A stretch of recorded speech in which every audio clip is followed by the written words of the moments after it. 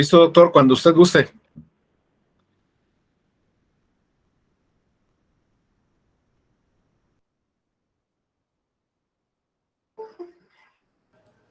No se escucha, doctor. Gracias. Ahí estamos. Ahí sí se escucha. Va que va. Pues muchas gracias, muy buenos días a todas y a todos. Para mí es un verdadero placer estar con ustedes esta mañana.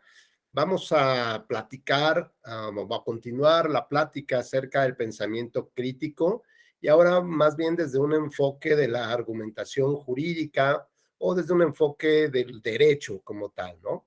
Hemos platicado ya en otras ocasiones o con otros profesores, se ha platicado lo que debe entenderse por el pensamiento crítico.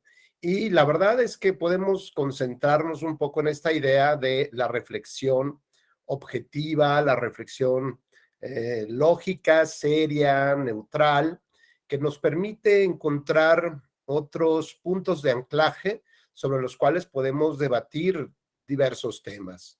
El pensamiento crítico, bueno, como ustedes saben, es un arma fundamental para luchar contra la posverdad, esta idea de digamos, esta idea que surge en su actual concepción a partir de las elecciones de 2016, las elecciones presidenciales en Estados Unidos, cuando se descubre o se advierte que el gobierno ruso contrata una empresa que se llama Cambridge Analytica y lo que intenta hacer es influir en la percepción ciudadana para lograr un triunfo electoral como tal.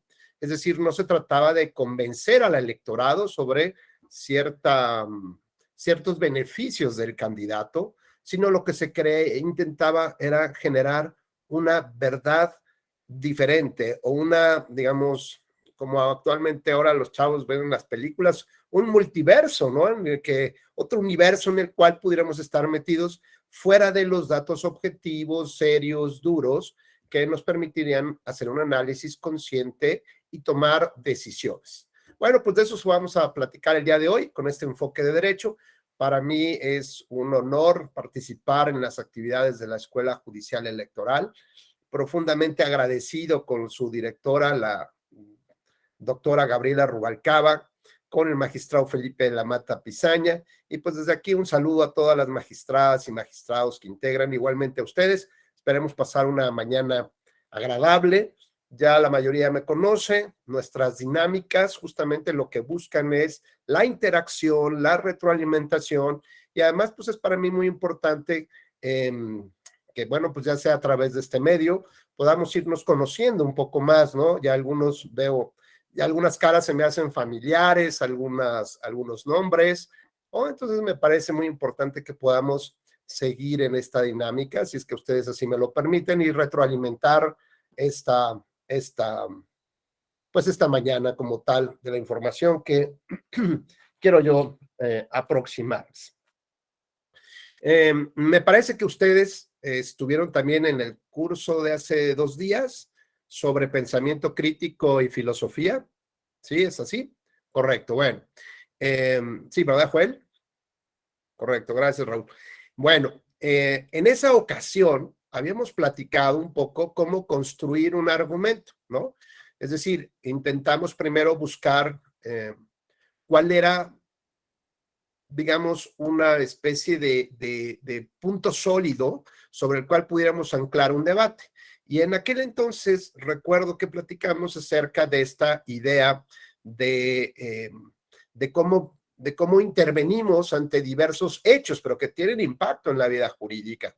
Y entonces había dos posturas muy claras. Unos que opinaban que debía de tomarse una decisión que buscara beneficiar a las mayorías como tal, provocándole el mayor beneficio, el mayor placer, como puede ser salvarles la vida. Pero eso siempre y cuando uno no tomara una decisión en el momento o que fuera uno parte de, digamos, de la situación y que uno no tuviera realmente posibilidad de salirse de ella, ¿no? Es decir, que forzosamente la situación me obligara a tomar una decisión. Y entonces todos estábamos muy claros en que la solución debería de ser apoyar o buscar el beneficio de las mayorías. Pero cuando nosotros estamos fuera de la situación y queremos participar o podríamos participar en ella a partir de un acto voluntario, y ustedes decían consciente, me acuerdo muy bien de esa palabra, hablaron de la conciencia, de esa posibilidad de intervenir, de esta manifestación de la voluntad, ¿no? Libre, y entonces, pues ya parece que las decisiones o la opinión estaba dividida. Ya no había mucha claridad en que realmente iban a empujar a una persona para lastimarla o en su caso, pues que perdiera la vida para beneficiar a 5 más, 4 más, o como aquel caso del cirujano que podía extraer los órganos de un paciente sano para poder, digamos, curar o por lo menos salvar la vida de otros 4 o de 5, ¿no? Entonces, este acto de la conciencia es sobre el cual vamos a desarrollar nuestra plática del día de hoy. Y entonces dijimos que habíamos encontrado justamente ese punto fino de discusión entre dos casos que parecían, o dos situaciones que parecían muy similares, pero que había algo que nos demostraba por qué en unos casos opinábamos de una manera y en una situación prácticamente similar, con un poquito de juego de lenguaje, opinábamos lo diferente, ¿no? Entonces, ¿cómo era posible que ante dos situaciones prácticamente similares o análogas eh, tomáramos una conciencia de opinión diferente? Es decir, por un lado, tal vez éramos un poco irreflexivos y decir, sí, que se apoya a todos, pero cuando nosotros estábamos con la posibilidad de involucrarnos, entonces generábamos una reflexión mucho más consciente. Y esa reflexión más consciente, digamos, era una especie de choque o de lucha entre esta parte que no la puedo definir muy bien qué es, pero es algo que me impide hacer lo que debería yo de hacer. Y por otro lado, la razón, ¿no? Entonces, es decir, nos tratábamos de encontrar cuál era el sustento de esta lucha interna que tendríamos entre intuición, a lo mejor llamarle de esta manera, o moral, y la razón, ¿no? Los resultados. Y entonces lo que hicimos fue acudir a la filosofía que nos daba justamente un poco de mayor explicación para tranquilizar nuestra alma, ¿no? Para decir, bueno, es que no somos asesinos seriales por naturaleza. Realmente es una situación en la cual pues podríamos vernos involucrados y hay personas que les gusta intervenir, hay otros que se quedan congelados, pasmados, no tienen ni idea ni para dónde correr o qué hacer, ¿no? Como cuando vemos a alguien que se está ahogando con un alimento y pues esperamos que los demás actúen, ¿no? Y luego después justificamos nuestra inacción porque pues no somos expertos, mejor que alguien venga, ¿no? Mejor que, pues, no, bueno, si vemos, por ejemplo, que veía yo un video el otro día de un tipo que le estaba robando en la bolsa o quería lesionar a una muchacha, entonces se bajan de un autobús, 3, 4 cuates, y bueno, le dan una paliza horrible al tipo, ¿no? Pero al rato ya eran 6 o 7, es decir, la colectividad hace que podamos a lo mejor sí tomar decisiones, pero el primero que tomó la decisión de decir para el auto y yo me bajo a defenderla, ¿no? Bueno, pues hay que, digamos, podemos decir, es un héroe anónimo, pero ¿qué es lo que nos hace diferentes a las demás personas, ¿no? Su capacidad de reacción, o que en este caso la razón se queda pues como que desplazada un poco, porque además no sabemos si el otro cuate trae una pistola y lo van a bajear o le va a disparar, lo que fuera, ¿no? Sin embargo, bueno, toman acciones, entonces parece que la razón queda a un ladito, pero por otro lado, hay un deber, llamémosle así, ¿no? Hay algo irracional en mí, por lo cual yo puedo pasar, como me tocó en una ocasión ver de una persona muy cercana a mí, que recibía su primer quincena de trabajo, su primer lana, y encontró ahí una persona que pedía limosna y le entregó su sobre completito. Y dije, wow, o sea, wow, mi razón me dijo, oye, ¿estás consciente de lo que estás haciendo? Le estás dejando toda tu quincena al hombre, ¿no? Y me dijo, pues mira, la verdad es que no sé por qué, yo creo que lo necesita más que yo, sí, ahí podemos echar un poco de romanticismo en el argumento y lo que quieras, pero al final hubo algo que la motivó a hacer esto como tal, ¿no? Y a lo mejor sí, la razón quedó desplazada y tal vez no sé si después se arrepintió o no, o qué pasó, pero es esta fuerza que te empuja a hacer o no hacer. Y esto lo define muy bien Emmanuel Kant como un imperativo categórico, es decir, hay un deber, impera, es una fuerza que va más allá de tu razón y que te obliga a actuar de una u otra manera. Y en este caso, estos imperativos categóricos nos dicen que nuestra moral, ¿no? Nos impediría, por ejemplo, empujar a alguien, a la persona sin hogar y matarla. Y no tanto por el resultado de lo que le pase o no a esa persona, ¿no? Me explico. Igual y se salva, igual y fallo, igual y lo que sea. No. Se trata de una acción interna, ¿no? El análisis es en lo interno de la acción y no en el resultado. Y entonces, quienes opinábamos acerca de el beneficio mayoritario, pues hablábamos, digamos, como de las consecuencias. ¿Cuál iba a ser la consecuencia o el efecto que iba a tener nuestra acción, ¿no? Y entonces hablamos del consecuencialismo como tal, ¿no? Entonces, bueno, cuando hablamos de las consecuencias, cuando ponderamos los resultados y sobre ello tomamos decisiones legislativas, por ejemplo, entonces lo que estamos hablando es del utilitarismo, ¿no? Corriente filosófica que haya demostrado algunas pautas que pueden o que pudieron haber servido o que sirven en la actualidad, pero que en realidad pues están ahí, pero no sabemos que están ahí y tampoco conocemos sus fundamentos. Por lo tanto, lo que hicimos fue generar un pequeño acercamiento a partir del debate común, ¿no? Digamos, de contextualizar el discurso, lo que Stephen Toulmin le llama digamos, el universo del discurso, ¿no?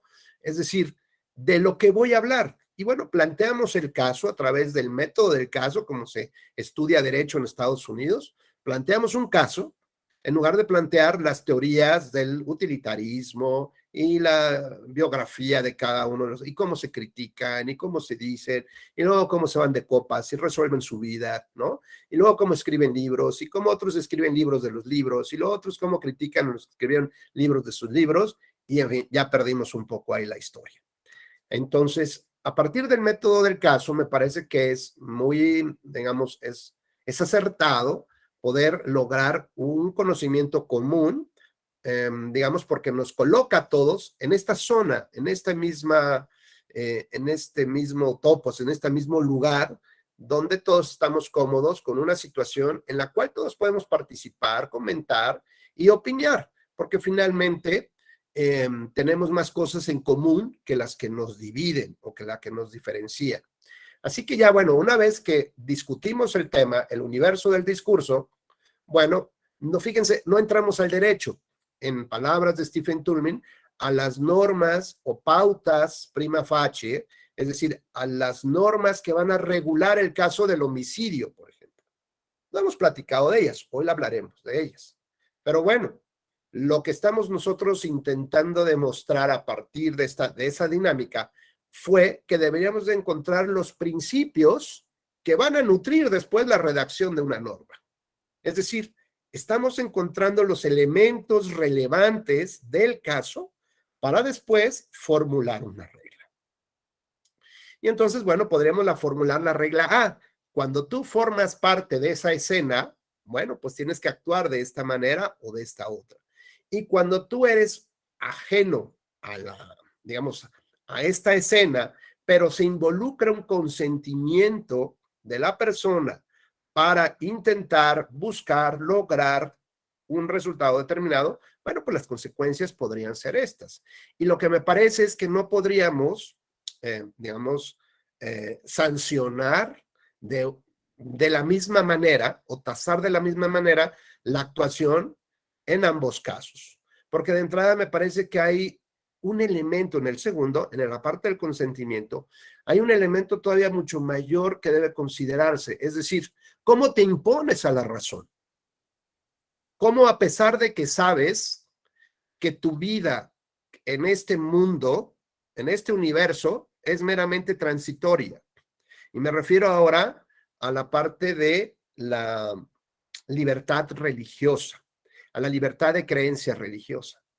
Y entonces, en mi creencia religiosa, yo sé que este es un tránsito para una vida eterna de paraíso, de placer, de la cercanía con mi Dios o con lo que ustedes quieran, o con mis familiares, etcétera.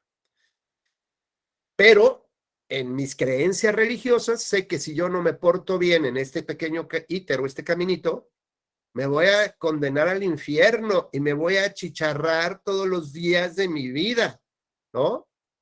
Es más, voy a estar compartiendo cuarto con, o sea, mis roomies van a ser los últimos candidatos presidenciales.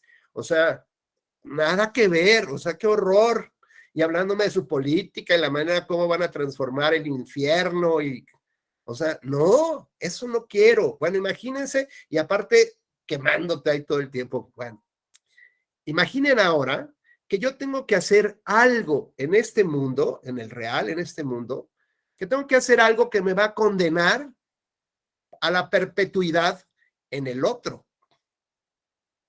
Imaginen derrotar esta, digamos, no esta moral, no esta ética, esta razón de vida, de mi vida, de mis creencias, y que tengo que hacer algo en este mundo que sé que me va a condenar en el otro. Dirán, pues eres un fariseo, eres un falso profeta, no llevas tu religión. Bueno, a ver, eso no lo sabemos. Cada quien de lo interno, dice, ni la iglesia juzga. Y si yo me coloco en un supuesto, como se ha analizado en muchas ocasiones acerca de los testigos de Jehová, que no aceptan por religión, por creencia, por ideología, las transfusiones sanguíneas. Bueno, imaginen a un padre que tiene la obligación legal de aceptar una transfusión sanguínea para su hijo, que no saben exactamente de qué está enfermo, pero está a punto de morir. Y que no saben si con la transfusión sanguínea se va a curar. Eso obvio que no. Simplemente lo van a estabilizar. Y cuando el papá habla con el hijo y le dice, oye, te voy a poner una transfusión sanguínea y mira que lo que platiqué desde que tú naciste hasta los 14 años que tienes, ha sido mentira, hijo. Eso del infierno, el cielo y la otra vida y mis creencias, es mentira, porque yo te quiero aquí y te quiero salvar aquí. Entonces imagínense el niño, a ver, papá, o sea, a ver, ¿qué video de YouTube analizaste? ¿Estás mal? Me estás condénate tú si quieres, pero a mí me vas a condenar al infierno. Pues yo no lo quiero y además yo tengo claridad en mi forma de pensar, en mi forma de mirar este mundo y el que sigue, y yo no acepto la transfusión sanguínea.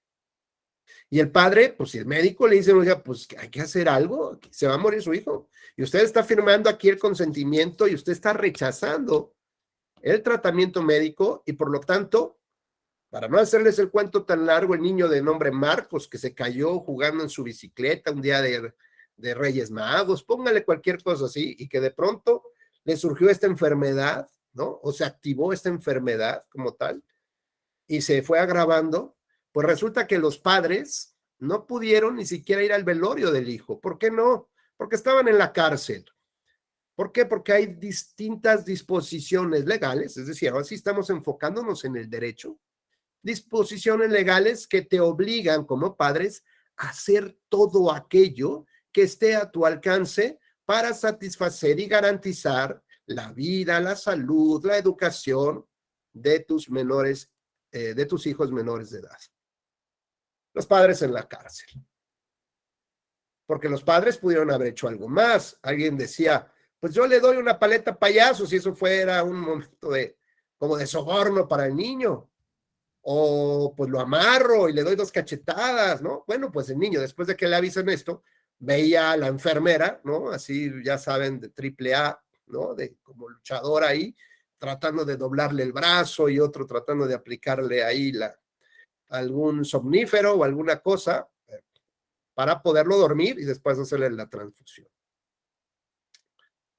Pues bueno, este tema de las leyes, ¿no? Que intenta regular muchos casos, como es la obligación de los padres, y no solamente de los padres. Imaginemos, Yasmín, si me abres por favor el micrófono. Ya está. Yasmín, ¿tú tienes sobrinos? Sí, muchos. ¿Alguna vez te has quedado a cargo de tus sobrinos? Porque los papás se van de segunda luna de miel, se van de boda, o simplemente ya no aguantan a los hijos y quieren un viernes tranquilito, o van al cine. Sí, Y me he tú te quedado haces con ellos. cargo de los mismos, ¿no? ¿Es correcto? Claro que sí. Bueno, Yasmín, tú estás consciente de las responsabilidades que asumes cuando tienes la tutoría, digamos, de alguna manera, la responsabilidad sobre los menores de edad. Sí, es muy grande la responsabilidad. Así es, porque situaciones similares, Yasmín, déjame que te cuente. Por ejemplo, los papás estaban presentes cuando el niño se cayó y cuando pasó todo el peregrinar por hospitales, clínicas de salud, doctor símil, el del médico ahí de la farmacia, lo que tú quieras, hasta llegar hasta el último punto donde prácticamente ya era muy difícil salvarle la vida a este niño, ¿no? Bueno, si esto le hubiera pasado a los tíos, a la tía, pues la ley nos habla de los padres, ¿de acuerdo? Pero no nos habla de nadie más. Y en este caso, deberíamos de tener un pensamiento crítico sobre el concepto de los padres. Y los padres son aquellos, realmente más allá de lo biológico, es aquellos que ejercen esta tutoría, ¿no? Esta responsabilidad sobre los hijos, sobre los menores de edad. Entonces, situaciones como estas con los tíos, Yasmín, aunque en una aplicación estrictísima de la ley, dejarían fuera de cualquier responsabilidad a la tía. Déjame decirte que en un pensamiento crítico, ¿no? Lo que analizaríamos es que no se refiere el concepto de padre, sino a todo aquel que ejerza por razones de derecho o de hecho la responsabilidad que tiene sobre los niños en ese momento. Y por lo tanto, situaciones de estas también llevarían a los tíos, a los profesores de natación, a la directora de la escuela, a la maestra del salón, ¿no? Y a muchas otras situaciones, lo vimos apenas en un gran debate legal en la Suprema Corte de Justicia de la Nación, entre el fiscal, ¿no? Y algunos exfamiliares o familiares políticos, acerca de la responsabilidad que tenía una persona respecto de un enfermo. Fue un debate nacional, ¿no? Así que vean cómo la filosofía del derecho, la filosofía jurídica y el pensamiento crítico es de una actualidad total. ¿Por qué? Pues porque estaremos siempre en este tipo de reflexiones, ¿no?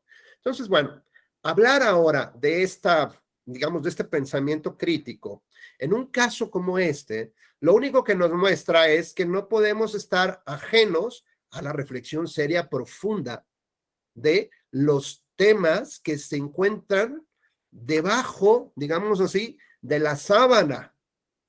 Hay que levantar la sábana de las palabras de la ley para tratar de encontrar cuáles son estos elementos relevantes que realmente van a nutrir, ¿no? Es decir, como el iceberg, decimos, ¿qué es lo que está en la ley? Es la punta del iceberg. El artículo 217 es la puntitita del iceberg, pero ¿qué es lo que está debajo de ese nivel, debajo de esa sábana? Pues justamente son estos valores, estos principios, esta reflexión de la moral, ¿no? Y cuando entonces analizamos, Gustavo González, estás por ahí y puedes abrir tu micrófono. Gracias, Yasmín.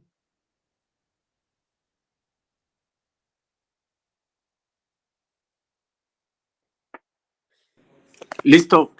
¿Qué hubo, Gus? ¿Cómo estás? Buenos días. Buenos días. Oye, Gustavo, una pregunta. En tu concepto, ¿tú crees que los papás pudieran haber hecho algo más allá de hablar con el niño, de haberlo llevado a varios hospitales o médicos? ¿Crees que pudieron haber hecho algo más allá y que realmente el juez consideró? O sea, más bien tú dirías, yo estoy de acuerdo con el juez porque pudieron haber hecho algo más allá como padres, más allá de su religión, más allá de cualquier cosa, debieron haber hecho algo más. Y por lo tanto, si no lo hicieron, pues entonces es justo que estén en la cárcel.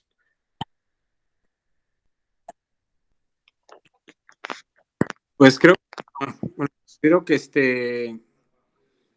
sobre el tema de los niños siempre o los criterios de la Corte han sido que debe de imperar el interés superior del niño en cuanto a lo que le beneficie, por encima de un sesgo religioso o de creencia. Entonces, Oye, Gus, pero perdóname que vuelva yo central. a hacer la pregunta. En tu opinión, no en el de la Corte, en tu opinión, ¿tú crees que los papás tenían más chance de hacer algo o ya no?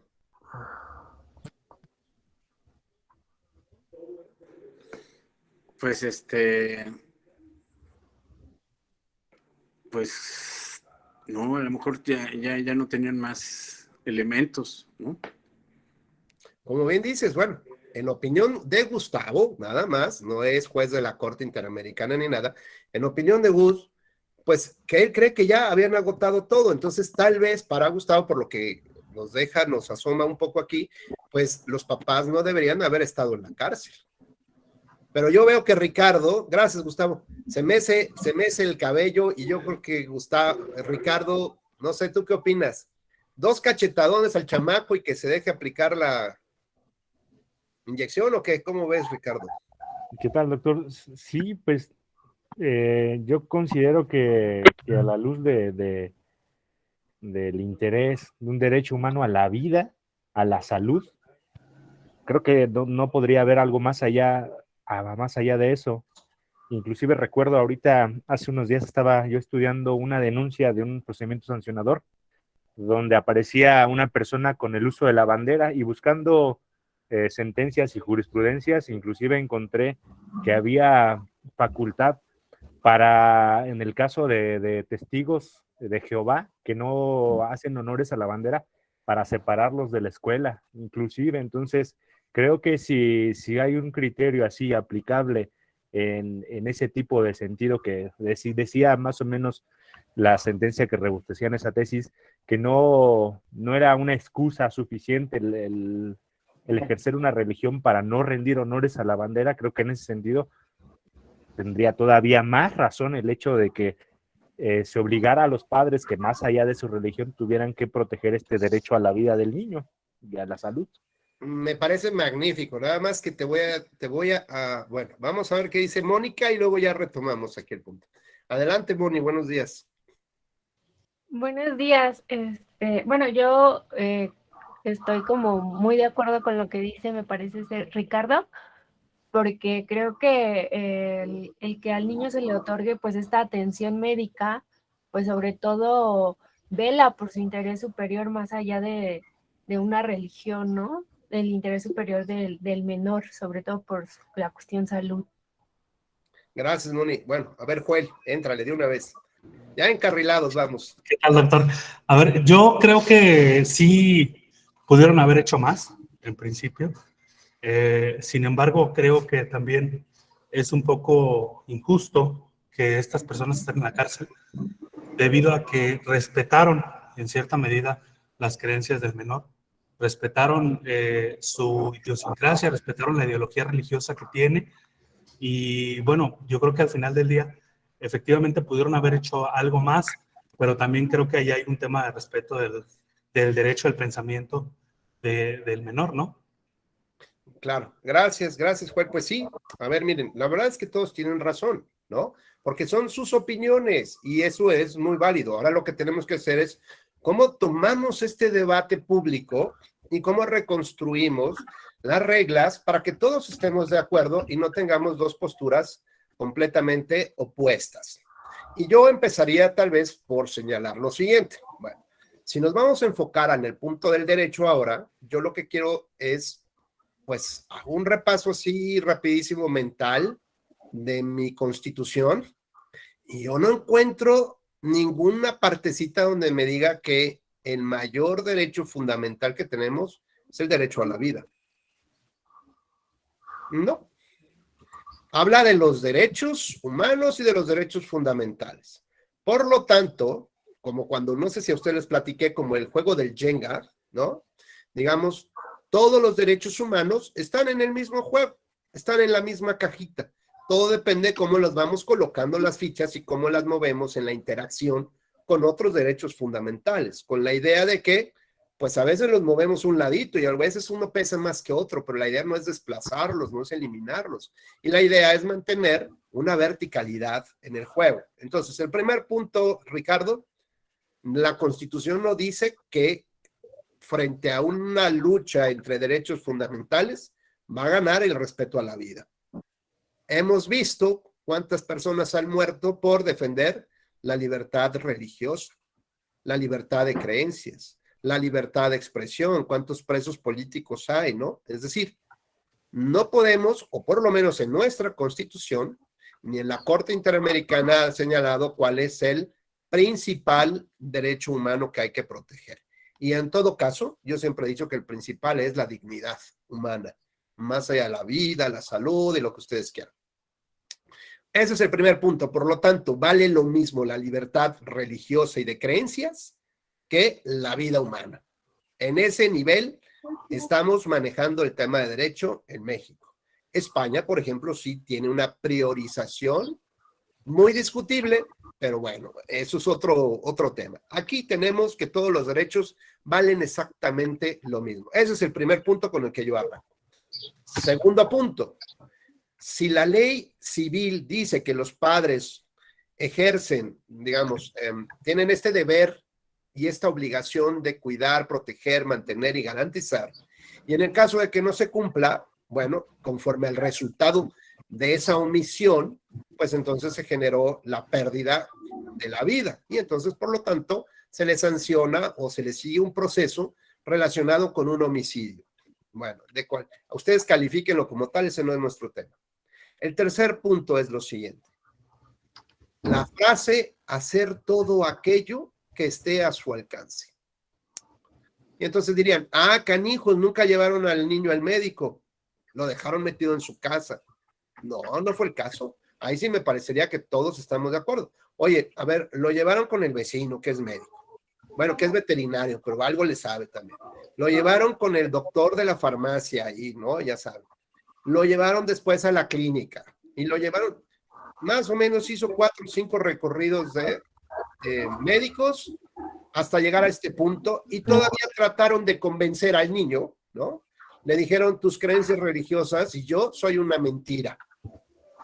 ¿Para qué? Para convencer al niño, ¿de acuerdo? Bueno, y ahora podemos pensar que los padres hicieron muchas cosas, pero nos falta todavía un elemento determinante para crear nuevas reglas que nos va a dar el pensamiento crítico y que bien nos lo asoma Joel. ¿Y el chavo qué onda? O sea, el chavo tenía su propia decisión, su propia opinión. El chico, imagínense, por favor, que el chico Zaira Morales, imagínate, Zaira, que ese día, ese mismo día en el que estaba muriendo, ese día, bueno, el día anterior, mejor dicho, el día anterior fue su cumple y había cumplido 18 años. ¿Los papás estarían en la cárcel? No, ¿Por qué no? porque es mayor de edad y adquiere ya su auto. Su Bueno, así es. autodeterminación. Ajá, Me efecto. parece muy bien, estoy totalmente de acuerdo contigo. Oye, Sara, imagínate que este chavo Marcos, ¿no? Murió un día antes de su cumple. ¿Los papás deberían estar en la cárcel, suponiendo en esta escena? En estricto sentido, sí. Pues sí. Oye, Zaira, imagínate que ese día que murió Marcos cumple los 18 años. Y hasta donde yo sé, no hay ninguna ley que me diga en qué momento cumplo años. O sea, tú cumples años, Zaira, nada más dime en qué día y mes. Día y mes. 9 de septiembre. 9 de septiembre. Vamos perfilándonos para allá. Muy bien. Oye, Zaira, tú cumples años, a ver, en el primer segundo del día 9 de septiembre o cumples años en el, digamos, pues no sé, vamos a pensar que naciste a la 1 de la tarde y cumples años cuando son la 1 de la tarde del 9 de septiembre. ¿En qué momento cumples tus años?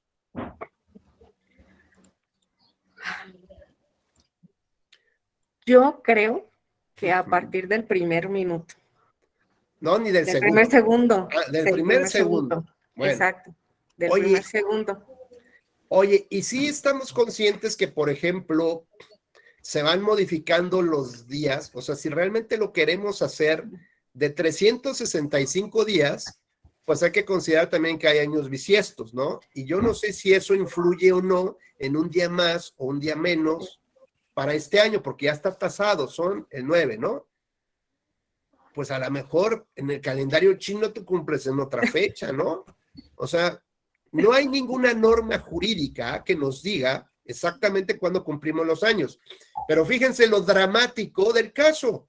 Ahora resulta que tus papás van a estar en la cárcel o libres dependiendo de qué día nazcas, ¿no? Y en qué día te mueras. Dime, Zaira, ¿qué diferencia había real, entre el niño, este chavo Marcos, de 18 años un día o de 18 años menos un día? ¿Qué diferencia real encuentras ahí? Muchísima. Ya, cumplir 18 te cambia la vida. No, de hecho, yo tengo cierta... mi punto de vista respecto a ese cumplir 18 es que no puede ser que de un día para otro ya, o sea, 17 y, bueno, casi 18, no puedas adquirir una casa, no puedas manejar, no puedas hacer ciertas cosas y al día siguiente ya de repente eres responsable y asumes y tomas decisiones de manera madura y adulta. Entonces, yo particularmente estoy como que no concuerdo con esa idea de que ya por el solo hecho de cumplir 18 años ya eres responsable y eres adulto, puedes adquirir obligaciones. Fíjense, gracias, Zaira. Fíjense cómo Zaira aquí está introduciendo un elemento bien interesante. A ver, para mí la edad cronológica no es relevante en la historia y ya vimos que no lo es. O sea, unos padres no pueden estar en la cárcel solo porque era el cumpleaños o no cumpleaños. Feliz no cumpleaños, y con cumpleaños, pues te pasa esto. Eso no puede ser. Las leyes no sirven para eso y no debieran estar establecidas para eso. Por lo tanto, fíjense bien cómo la norma que dice los padres deben de tener el cuidado sobre sus hijos menores, tal y tal y tal, ¿no? Está clara. En el caso de Marcos era menor, pero como dice Joel, a ver, tampoco podemos despreciar el Marcos, este chavo, que estaba consciente del tratamiento. Por lo tanto, podemos ya formular una nueva regla que no está establecida. ¿Ustedes creen que todos tenemos derecho a rechazar un tratamiento médico de manera consciente, clara y manifiesta? Me parece que sí. Que tenga que tener 18 años, bueno, pues es un elemento accidental y que te da cierta idea. Pero ¿qué tal si Marcos tuviera 17, 16, 15, 14, 13? Es más, yo les diría un Marcos de 7 o de 8 años, que sea muy claro, muy consciente en lo que le va a pasar si no se deja tener esta transfusión sanguínea. Que tenga muy claro el tema, o sea, que no es una ficción y nada. Entonces a mí me parece que si hay evidencias de que la persona que va a sufrir, la persona que rechaza el tratamiento médico, está consciente de la misma, pues me parece que es un elemento muy importante a considerar, y ahora, digamos, en el caso de los padres. Pero ¿qué tal si Marcos tiene 23 años, pero resulta que está en estado de coma? Pues bueno, pues alguien se tiene que hacer cargo de él. ¿Qué tal si Marcos estaba borracho con 18 años? Pues alguien tiene que hacerse cargo de él. ¿Qué tal si Marcos pues sufre alguna una condición especial de comprensión de los casos, ¿no? O discapacidad, como le quieran llamar. Bueno, pues alguien tiene que ser. Entonces, fíjense cómo estamos creando una nueva regla que dice: todos tenemos el derecho a rechazar un tratamiento médico de manera consciente y libre. Si consideramos que un niño de 4 años no está consciente y libre, bueno, pues evidentemente hay que demostrarlo. Pero si en este caso se le explicó a Marcos por el doctor, por la enfermera, por el pastor, por el papá, por todos, y Marcos entendía perfectamente las consecuencias de ello, Él es el que estaba rechazando el tratamiento. Los papás hicieron todo lo que pudieron. No podían amarrar al niño. ¿Qué más querían que hicieran? Que lo golpearan, que amenazaran. ¿Qué querían que hicieran? Que jugaran a los dardos con él, con las, no sé, o que le pusieran cloroformo y lo abrazaran y ya lo durmieran. Entonces, bueno, fíjense cómo el pensamiento crítico nos lleva a entender una sentencia y la interpretación de la norma para saber si unas personas están en la cárcel o están libres. A final de cuentas, esta historia termina en que en la última instancia, en el Tribunal Constitucional alemán, entonces los padres quedaron libres, pero todo este tránsito lo llevaron en la cárcel, donde se analizaron otro tipo de cuestiones, otro tipo de reflexiones, justos como las que estamos haciendo nosotros en este momento. Ellos hicieron otras, nosotros nos parece que es muy importante para el caso mexicano poder encontrar cuáles son estos elementos que nos están faltando en la norma. Ahora sí, fíjense cómo a partir del método del caso voy generando un universo del discurso. Ya hablé del homicidio, ya hablé de los papás, de su responsabilidad. Luego me enfoco en las leyes.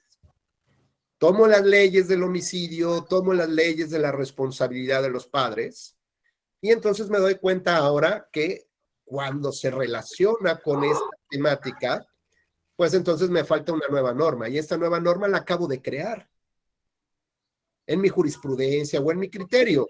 Y como platicábamos con Jazz hace ratito, ¿y solamente alcanza a los papás?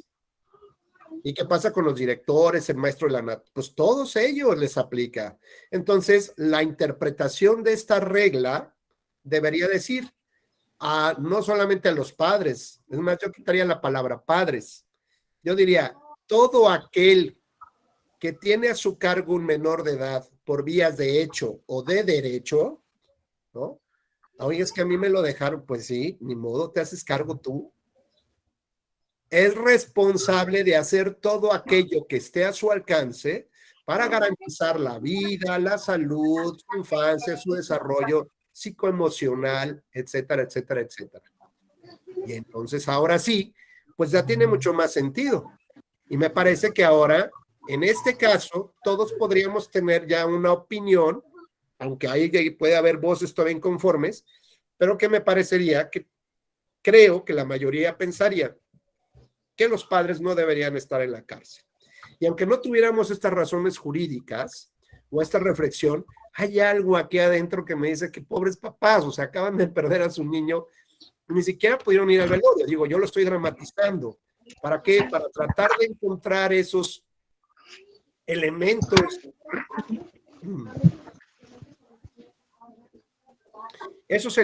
que les deben de provocar una reflexión a ustedes y decir, hay algo que está mal, pero la ley es la ley. Y bueno, si aplico la ley y la ley termina siendo injusta para este caso, pues está mal. A ver, no es que esté mal. La ley está bien. Lo que tenemos que hacer es aplicar, interpretarla a partir de este pensamiento crítico. Alejandro Caballero, ¿me harías favor de apagar tu micrófono porque se está viciando el sonido? Gracias. Bueno, seguimos entonces.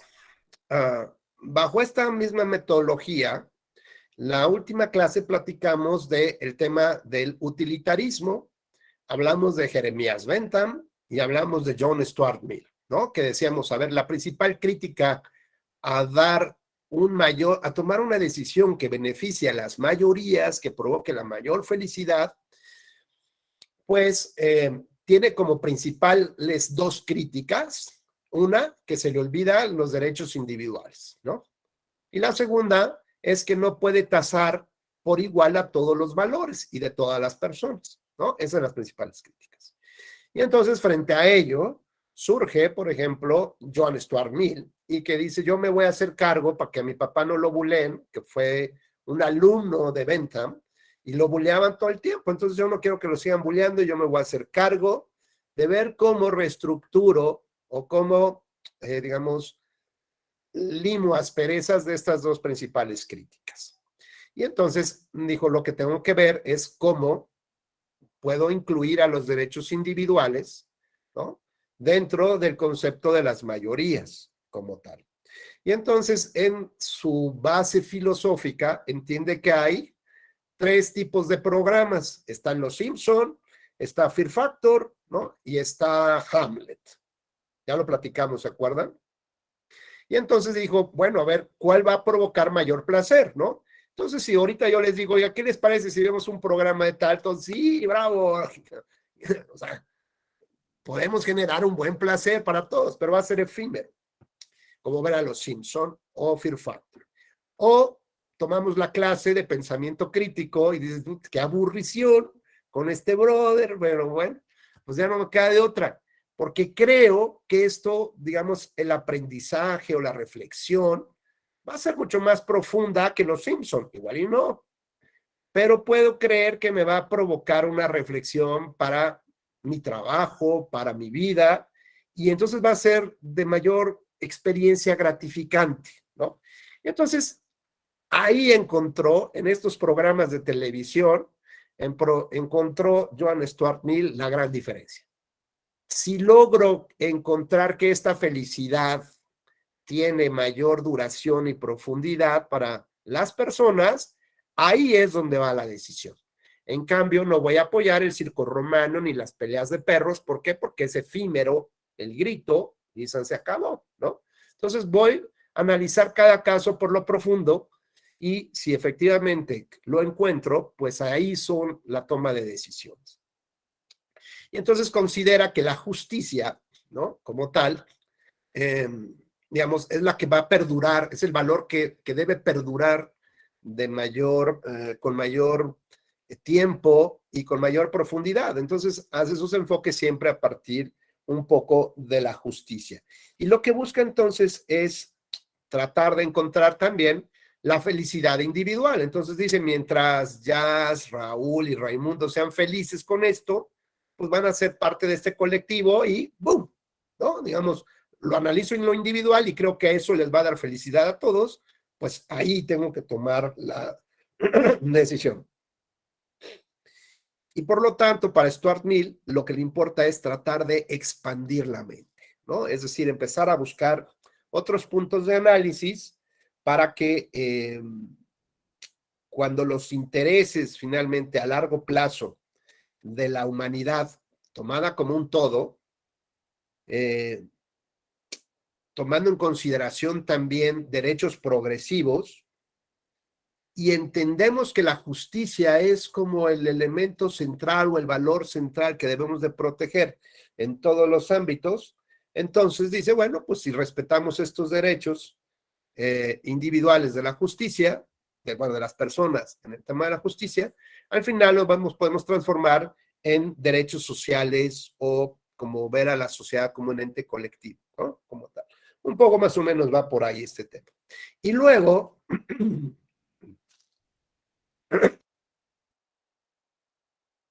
listo. Y luego surgen las voces que siempre están peleando por los derechos individuales, ¿no?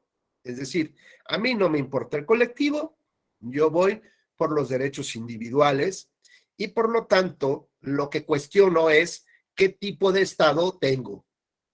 Y entonces, no sé si aquí pusimos el video de el casco de la motocicleta, ¿no? ¿Cómo va a creer? Bueno, les voy a poner entonces el caso. A ver. Este es el siguiente caso. Conducir motocicleta. ¿Quién conduce motocicleta? ¿Nadie por aquí? Ay, bueno. Conducir motocicleta es peligroso de entrada, ¿no? Todos sabemos que es peligroso. Y aumenta el riesgo de muerte o herida grave si chocas y no traes un casco. ¿Estamos de acuerdo? Bueno. La pregunta que yo quiero formularle a Laura Elvira Jiménez. ¿Estás por ahí, Laura? Y puedes abrir tu micrófono. Sí, doctor. Hola, Lau, ¿cómo estás? ¿Bien? Bien, gracias, doctor. Gracias. Oye, Laura, pues mira, la pregunta que te quiero hacer es esto. Si tú consideras que andar en moto es peligroso y que si no tienes el casco y chocas, aumenta el peligro de, digamos, de la salud y hasta la muerte del conductor, ¿cierto? Sí, correcto, cierto. Bueno, lo que yo te preguntaría ahora es, ¿qué opinas tú si las personas que conducen las motocicletas pagaran sus propias facturas médicas y de hospitales? Es decir, que ellos se hagan cargo de sus lesiones, que no sea el Estado, ¿no? Digamos así, que no sea el seguro, ¿no? El seguro público, pues, la seguridad pública la que se haga cargo de esto, porque decir, bueno, no es lo mismo que vayas al seguro social y te pongan 2 curitas, que te hagan una, ¿cómo se llama? Una cirugía de corazón o de cerebro o alguna cosa. Está claro, ¿no? Que eso le cuesta mucho al Estado y además igual y ya después no puedes trabajar y tengo que pagarte. Pero ¿qué tal si esa persona, ese conductor dice, a ver, yo pago lo mío, no te voy a cobrar a ti, Estado? ¿Tú crees que sería válido esto? ¿O crees que sea necesario que haya una ley que regule y que establezca y que castigue incluso a un ciclista que no usa un casco? ¿Por qué? Porque finalmente si no lo usa se daña su salud. ¿Qué opinas al respecto? Pues mire, de entrada es una opción que me parece que asume la responsabilidad ciudadana, ¿no? Respecto de sus actos. Entonces, en principio estaría de acuerdo. Sin embargo, me parece que también se haría una diferenciación en cuanto a otros supuestos que pudieran, que no necesariamente tienen que ver con motocicletas, con el uso de manejo de motocicletas, pero que también implican una responsabilidad ciudadana en la que sí se asume el costo, sí asume el costo del Estado, ¿no? Entonces, yo creo que em, em, pues yo creo que primero se tendría que responsabilizar a la ciudadanía y ya en segundo lugar, en ese orden, hacer que paguen esos costos, ¿no? Claro, O bueno, sea, pero aquí, sí, una legislación que obligue pues el uso de todos estos materiales de prevención. o sea, lo que, bueno, a ver, vamos a ver, ¿qué opinas, Jonathan? Y ahorita regresamos contigo. Gracias, Laura. Hola, doctor. Buenas Hola, tardes. Jonathan, qué gusto. Mire, yo estaría de acuerdo en que no debería de asumir esos costos el Estado por la responsabilidad del conductor. Incluso podría, yo ahorita pensando en otro ejemplo, el de las drogas. O sea, muchas veces el gran problema del Estado para que la gente no consuma drogas es ese, que finalmente, pues tú le cuestas al Estado cuando ya tienes una adicción muy grande, el Estado se encarga de pagarte y pues el sistema de salud es quien asume los costos.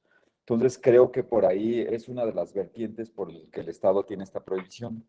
Entonces, a lo mejor pues la solución sería, ¿sabes qué? Pues si tú quieres hacer uso de las drogas, está bien, es tu problema, pero no vengas el día de mañana con tu adicción a causarnos un daño en los gastos de salud pública. Creo que por ahí va también este ejemplo. Y es como cuando no te paga el seguro cuando chocas porque no tienes licencia vigente o no tienes la licencia. Te dicen, ¿sabes qué? Pues no tienes la licencia, no cumples con la regla, pues yo no te pago el golpe o lo que te haya pasado, ¿no? Entonces creo que también va por ahí el ejemplo que usted nos da. Oye, Jonathan, pero aquí, digamos, en este caso, digamos, hay otros perjudicados más allá del conductor de la motocicleta y del Estado en su caso, que después le reclame el cuidado, pero el hecho de que se use un casco o no afecta a otras personas, a terceros.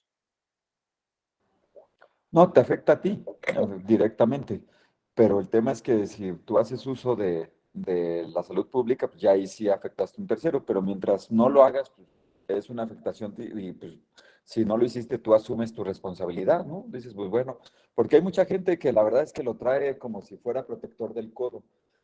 Yo en algún tiempo manejé moto, mucho tiempo, en mis épocas de joven, incluso fui repartidor del Domino's Pizza y cada rato nos dábamos en la torre.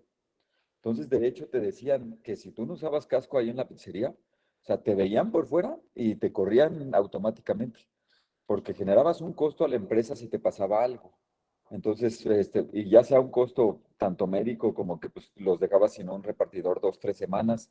Entonces, estaba prohibidísimo no traer casco y aún así, muchos de los compañeros lo llevaban en el codo, ¿no? Como si fuera, les fuera a proteger el codo. Entonces, yo creo que ahí sí es responsabilidad de cada quien. Claro. Zaira, gracias, Jonathan. Zaira, muy breve, por favor, porque te quiero hacer una Sí. pregunta. Ok. Yo creo que sí afecta el que, por ejemplo, yo no use casco, porque puedo meter en problemas legales a quien, o ya sé que yo atropelle, que me atropellen o quien que tenga el percance. Es decir, mi Pero ¿en qué falta de... sentido? Si yo uso casco o no, o sea, si yo uso Ajá, casco, a lo mejor daño más a alguien que atropelle. ajá.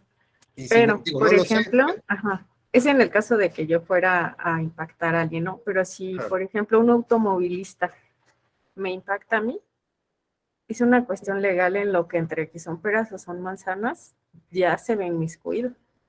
Bueno, pero eso ya es un problema de otro índole. Aquí lo único que estamos hablando es que si es necesario que haya una ley que regule, que obligue, incluso hasta castigue, ojo, le retire la motocicleta, retire la bicicleta, como dice Jonathan con todos estos repartidores, a ver, yo te veo que no traes tu casco y te quito la moto.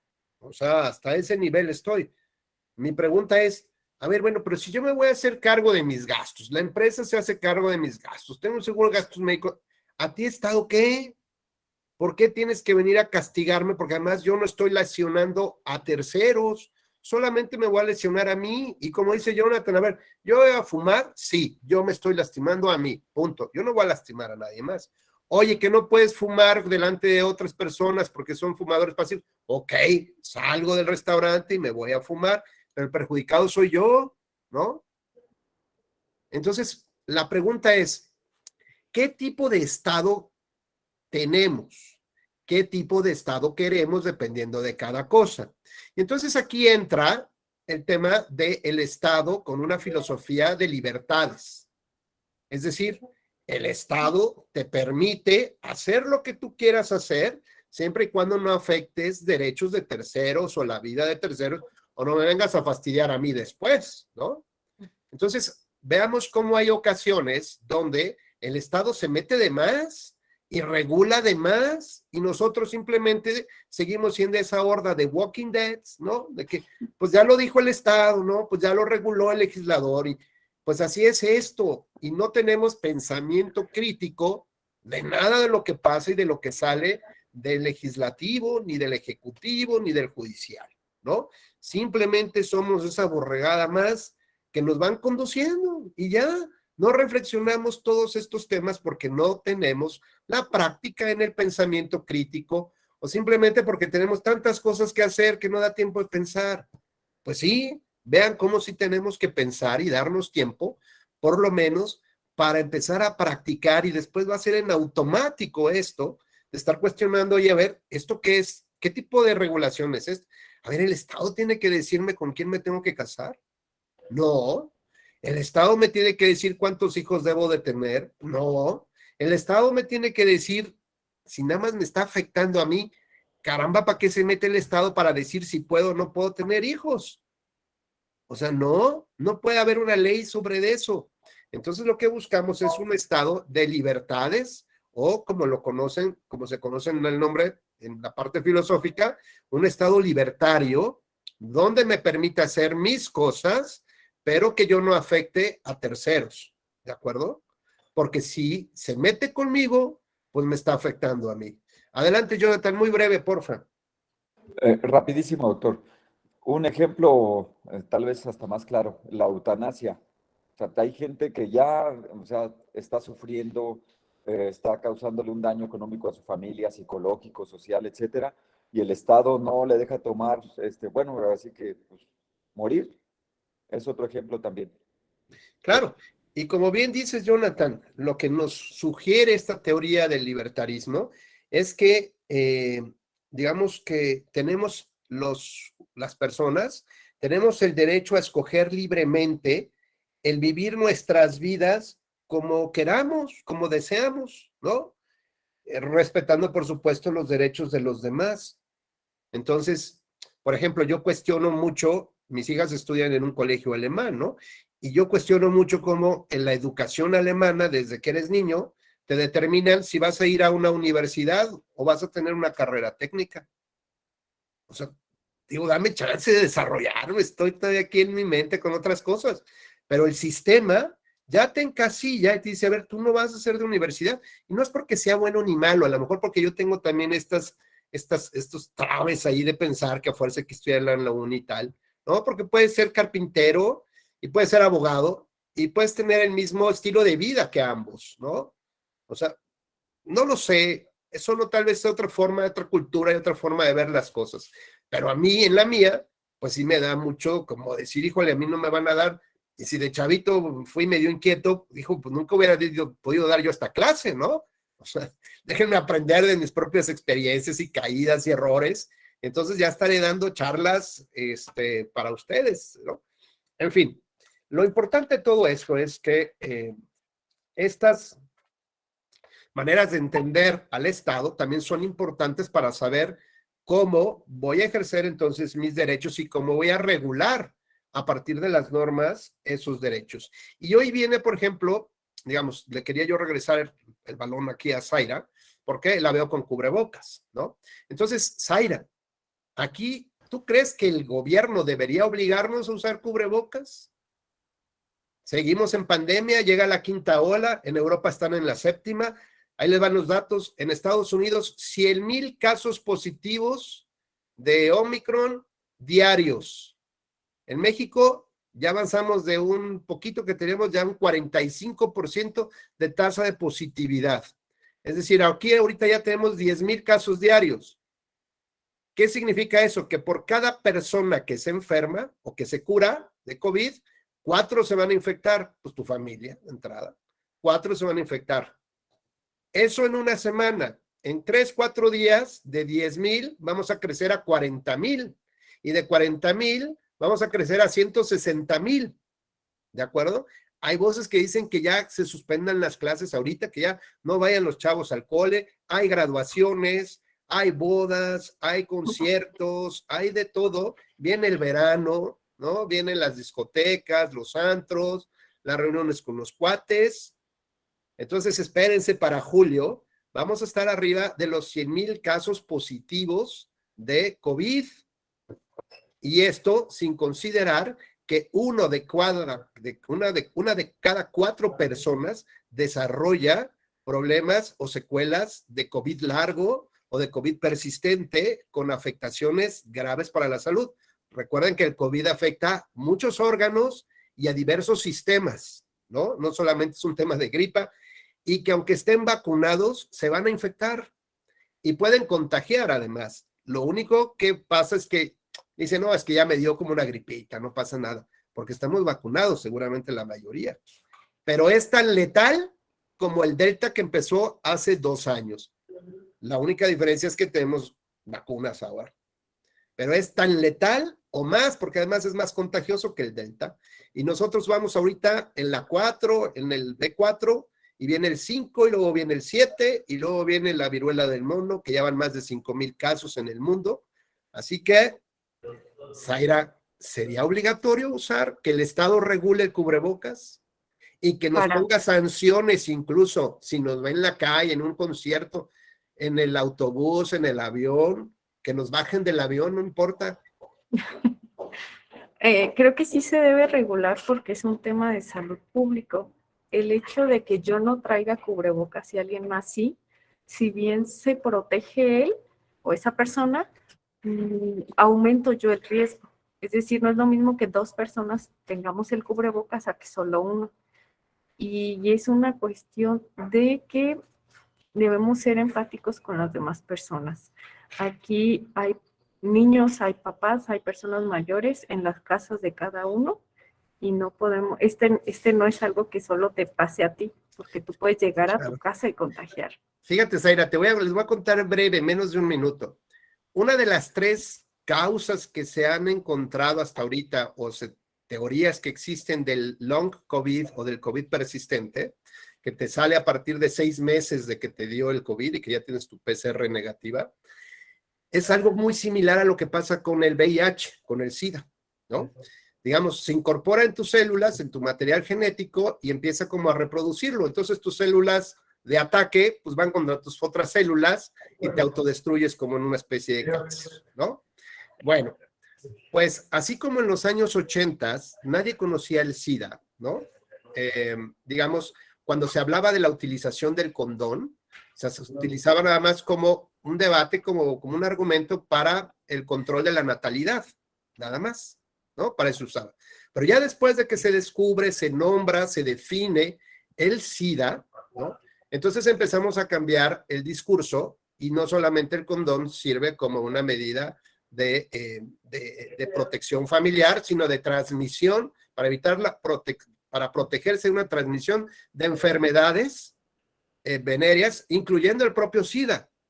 ¿De acuerdo? ¿Qué pasa si una persona que tiene SIDA, sabe que tiene SIDA, empieza a tener relaciones sexuales sin protección con otra persona, con otras personas? ¿Cómo sucedió? Pues las condena a muerte, ¿están de acuerdo? O las pone en una situación de mucho riesgo de afectar su salud y esa persona, hay un tipo penal para eso, y esa persona debe estar castigada y debe estar en la cárcel. Si yo tengo COVID y no uso cubrebocas y sé que puedo causar un daño letal a la persona que está junto a mí porque tiene una inmunodepresión, porque tiene hígado graso, porque por lo que sea, porque no tiene la vacuna. Y yo digo, bueno, pues no pasa nada y me quito. Y a sabiendas de eso, me manejo de esta manera. O, por ejemplo, una línea de autobuses que no tiene los filtros y limpieza necesaria para que se garantice de alguna manera, pues, digamos, la mayor protección posible, ¿no? ¿No estaríamos hablando un poco de lo mismo, Zaira? O estado de libertades. Estado de libertades, que cada quien ocupe el cubrebocas si quiere o no quiere, que cada quien tenga relaciones si quiere o no quiere, si contagia o no contagia. No, me parece que eso sí va más allá de, o sea, no es solo afectarte. Ahí estás transgrediendo los derechos de las demás personas. Muy bien, Zaira, muchísimas gracias. Pues efectivamente es lo que dicen los libertarios. Dame chance mientras yo no afecte a terceros. Déjame vivir mi vida como yo quiero vivirla, lo decía Marc Anthony muy bien en sus canciones. Déjame vivir la vida a mí perfectamente. O como diría esta señora cubana, que la vida es un carnaval mientras yo no afecte derechos de terceros. Entonces hay que estar muy conscientes en cuáles son este tipo de actos que tenemos que llevar a cabo y que a final de cuentas nos dan la posibilidad de 2 cosas. Uno es que hoy en día, ahorita voy contigo, Juan. Uno es que uno de los grandes males que estamos escuchando o que estamos viviendo es el tema de la inseguridad. ¿Estamos? Imaginemos que tenemos que emitir reglas que están relacionadas con la mejoría de la seguridad. Y podríamos pensar que no se dice en el discurso que hay que atender las causas, los orígenes, para que pues ya no se propague, digamos, este cáncer del crimen organizado. Y entonces hay que atender las causas a través de 2 posibilidades. La primera es a través de los programas sociales, ¿de acuerdo? Entonces damos por aquí una lanita, unas despensas por allá, programas sociales, y muchos critican que esos programas sociales en realidad lo que hacen es generar la compra de votos, ¿no? Porque si ya no quieres que tu papá reciba unos 3,000 pesos, pues tienes que votar por tal partido o no votar por tal candidato, ¿no? Y entonces se usa como un medio de coacción del voto y además es un delito, pero bueno, pues se sigue utilizando y mientras no se quieran poner las pilas hay partidos y sociedad, pues va a seguir pasando esto. Y la otra esta es la propuesta que yo quiero hacer. Roberto Ramírez, ¿estás por ahí? Sí, soy acá. Roberto, oye, ¿quién es el más rico, el más millonario de México? Ay, sí, yo me quedé con Carlos Slim, pero yo creo que ya cambió. ¿Ya cambió? Bueno, Creo, pero partiendo de que fíjate, sea Carlos Slim. vamos a poner que sea Carlos Slim, ¿no? Sí. Pero mira, partiendo, por ejemplo, de un super multimillonario en Estados Unidos, Bill Gates, no sé si lo has escuchado. Casi no, no es muy Casi no conocido. lo hemos escuchado. Bueno, fíjate que hicieron un cálculo hace un par de años y sacaron que, ¿cuánto crees que ganaba el hombre por segundo? ¿Cuánto? 150 dólares por segundo. Ah, caray. Bueno, entonces de broma decían que si él se encontraba un billete de 100 dólares en la calle, no se paraba a recogerlo, porque perdía 50, ¿no? O sea, Sí. el agacharse era perder 150 y solamente ganaba 100. Bueno, ¿tú estarías de acuerdo, Roberto, en que en lugar de que, digamos, hubiera estos programas sociales, que hubiera unos impuestos especiales a los ricos y que realmente fuera destinado a los pobres? Es decir, que se buscara la manera de repartir la riqueza, ¿no? ¿Tú qué opinas al respecto? Con un impuesto especial para las refresqueras, para los grandes ricos, no sé, para las grandes empresas, pero que solamente ese impuesto se destine para los pobres. Pero de entrada, yo lo que he visto, y esto ya es a nivel internacional, y de hecho, con personas que a lo mejor, pues eran de la farándula, pues no ha funcionado, ¿no? Yo me acuerdo una vez en los años 70 que los Rolling Stones se dejaron de vivir en Inglaterra porque les aplicaron un impuesto de ese tipo. Entonces fueron a vivir a Francia. Ya él perdió lo mismo. Se fue a Rusia y se nacionalizó ruso. Entonces yo creo que ahí sería la buena intención de que ellos pagaran un impuesto especial, pero se va a topar uno con esa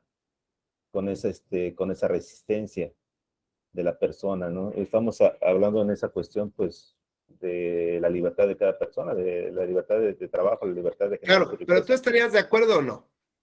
Pues no, yo en basado en esas experiencias que se han visto, no, porque al contrario, se van a llevar toda su riqueza. Oye, ¿y qué opinas, Roberto, por ejemplo, que si tú tienes, vamos a imaginar que tú eres pintor y tienes 100 cuadros en tu casa, ¿no? Y resulta que por alguna razón, pues el pueblo necesita 30 obras tuyas, ¿no? 30 pinturas. Entonces entran a tu casa y te quitan tus 30 pinturas y te dicen, esta es una donación para el pueblo, mi querido Roberto. Pues la donación... Eso se llama robo, no se llama donación, ¿no? Exacto, la donación es voluntaria. De acuerdo. De hecho, eso sería una confiscación, un decomiso o algo así. Bueno, imagínate que ya estás ahora el domingo, Día del Padre, ¿no? Estás con toda la familia y resulta que llega el gobierno y te dice, bueno, ¿cuántos son? 10 aquí. Me voy a llevar lo de 3 platillos, el 30%. Porque se lo voy a dar a los pobres. Como decía el rey de España, ¿no? Antes. Pues sí, y tú dices, oye, pero ¿por qué te lo llevas, no? Pues sí, me lo llevo. ¿Por qué? Pues porque lo necesitan los pobres, el 30%. Bueno, evidentemente esto nos parece que es un asalto, es un robo, es un hurto, ¿no? Y las cosas así no deben de funcionar. Pero estamos pensando que eso va a beneficiar a las grandes mayorías, es decir, una filosofía utilitarista. Y vamos a pensar que eso le va a dar justicia a las personas, es decir, ya vemos un matiz de Stuart Mill, ¿no? Buscando la defensa de los derechos individuales. No importa si sacrificamos a Roberto, pues total, que tanto es tantito, Roberto puede proveerse de más recursos, pero por lo pronto le voy a encajar el diente con el 33% de lo que él gana. Ah, Chihuahua, entonces ya es diferente aquí. A ver, tú me estás diciendo de que cada 10 pesos que yo gano te voy a entregar 3.3 pesos para toda mi vida laboral. Y lo acepto, pero no acepto que vengas por mis 30 cuadros, ni acepto que vengas por mis 3 platillos. que para el caso es exactamente lo mismo. Entonces, fíjense cómo a veces dejamos, digo, no es que diga que está mal pagar impuestos, ¿no? Pero fíjense cómo a veces tenemos que confrontarnos y sacudirnos con otro tipo de temas para entonces concentrarnos en una reflexión ahora ya realmente un poco, pues sí, a ver, si me lo ponen de esa manera, pues en realidad lo que me están haciendo es una especie de esclavitud al 33%. Sí, pues es como el cuento de Anton Chekhov, ¿no? De que yo opino que se debe hacer eso hasta que me pasa, ¿no?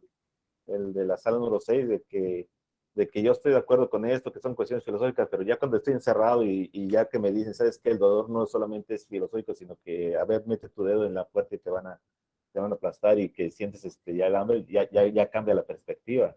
Claro, pero fíjate, Roberto, entonces que a lo mejor si hubiéramos preguntado a algunas personas aquí de tus compañeras y compañeros, si hubieran estado de acuerdo de que Slim pague más impuestos, un impuesto especial, ¿no? Pero la verdad es que ya no estamos de acuerdo en que que a ti te quiten 3 platillos de tu mesa, ¿no? Ni que nos quiten el 33% de los impuestos.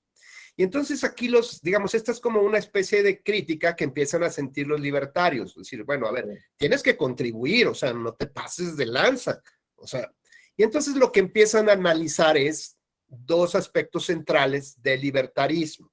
Esto es, el primero es, si fuiste justo, o sea, si hubo justicia en la manera como adquiriste tus bienes.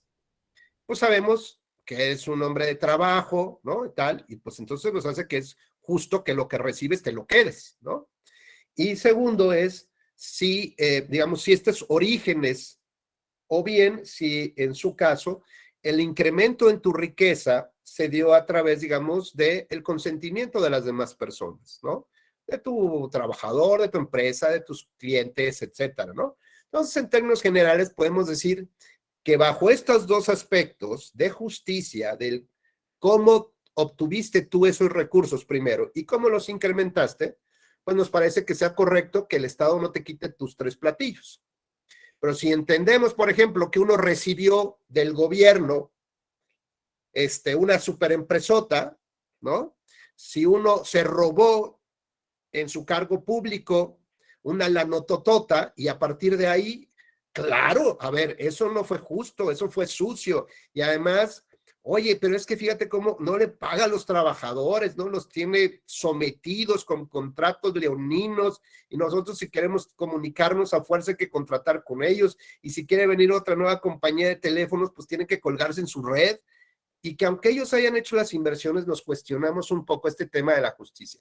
¿Y cómo hicieron ellos sus recursos, no? ¿Cómo lo obtuvieron? Y entonces ahí empezamos a darnos cuenta cómo a veces este libertarismo de decir, pues es un Estado que permita que haga lo que quiera, ¿no? No es tan así. Se requiere entonces este tipo de análisis para saber exactamente cómo debemos de apoyar a la sociedad, ¿no? Por ejemplo, si Michael Jordan, ¿no? Por ejemplo, el basquetbolista, Michael Jordan, sabemos que fue un hitazo, ¿no? Que es un hombre fuera de serie, pero que trabajaba todo, ¿no? O sea, trabajaba el triple que sus compañeros. Por supuesto que se merece lo que tiene, ¿no? Estamos totalmente de acuerdo. Pero si pensamos, por ejemplo, también en una de nuestras compañeras, por ejemplo, que para poder tomar ahorita este curso, para poder tener un trabajo, tuvo que ver con quién dejaba a sus hijos, tuvo que haber hecho la comida, tuvo que haber dejado, ¿no? Ha hecho las cosas, es decir, una serie de obstáculos adicionales, ¿no? Que hacen diferencia entre los sexos o los géneros, y entonces que son una serie de obstáculos adicionales que deben de superarse para poder obtener, digamos, condiciones más o menos similares a las del otro sexo o al de diferentes géneros, ¿no? Entonces, cuando planteamos nosotros estas cosas así, lo que estamos viendo es cómo vamos a ser justos en la distribución de la riqueza. Voy a darle de mi dinero a unos chavos su beca para que vayan a beber cerveza o es para que vayan a estudiar. O sea, a ver, no me queda claro, ¿no? Voy a darle este dinero a los papás, a los abuelos de la tercera edad, que viven bastante bien, digamos que han hecho o no, O es que no puedes hacer una diferencia, es para todos y no vale la pena categorizar a unos sí y otros no, porque si empiezas a clasificar te metes en una serie de problemas ahí, es donde termina el límite de uno y empieza el otro. Puede ser. El asunto que quiero platicarlos es qué tanto esta parte del consentimiento, es decir, qué tanto esta parte donde nosotros dejamos o estamos aceptando que las cosas sucedan, es lo que le da el valor moral a las cosas. Es decir, si yo acepto pagar mis impuestos, entonces significa que le da un valor en sí mismo a las leyes que me van a incrementar la gasolina, las misceláneas que me van a incrementar los impuestos, a las leyes que van a establecer, por ejemplo, las condiciones de un contrato de crédito hipotecario actualizado a UMA, es decir, que va a seguir crece y crece y crece y crece y nunca va a tener fin mi crédito. Y voy a estar esclavizado por sécula seculorum, amén, por los siglos de los siglos, amén. Entonces, ese tipo de leyes, por ejemplo, pues, a ver, nos dan ya dos visiones de Estado, un Estado regulador y un Estado, por supuesto, que lo que quiere es la máxima felicidad, porque vamos a generar más dinero para el Estado y por lo tanto al Estado a lo mejor a partir de ahí va a distribuir la riqueza, o sea, no estaría mal. No estaría mal que paguemos los impuestos, no estaría mal que nos hiciéramos cargo también como sociedad de otro tipo de cosas. El problema entonces es cómo encontrar estas decisiones para poder distribuir la riqueza realmente y abatir la criminalidad, ¿no? Los orígenes de la criminalidad. ¿Para qué? Para que tengamos más jóvenes que están estudiando, deportistas. Entonces, ¿cómo buscamos justos medios para lograr esto? Y cómo es que el consentimiento termina interviniendo, digamos, en este tipo de decisiones, ¿no? Más allá del imperativo categórico, más allá de mi moral, si yo lo acepto, con eso es suficiente estar consciente, decir que sí lo voy a hacer, más allá de esta parte moral o ética que me dice que no debo de hacerlo. A ver, ahora sí retomamos entonces las intervenciones. Joel, creo que querías participar.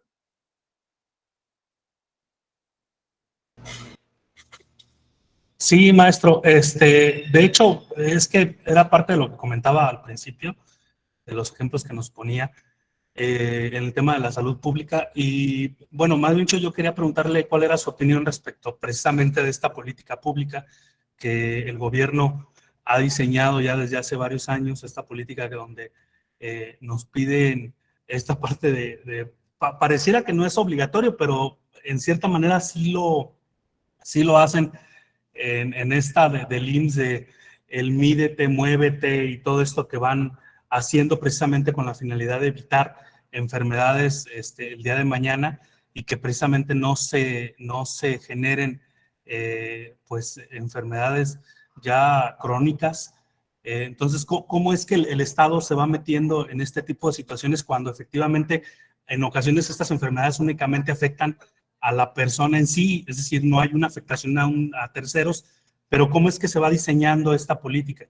Le iba a preguntar su opinión al respecto.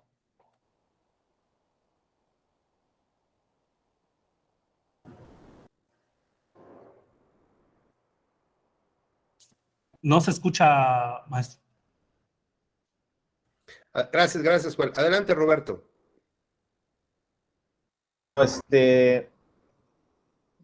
Yo igual me quedé con esa reflexión al principio, igual cuando cuando estaba comentando sobre el uso de cubrebocas o del derecho a la salud, ¿no?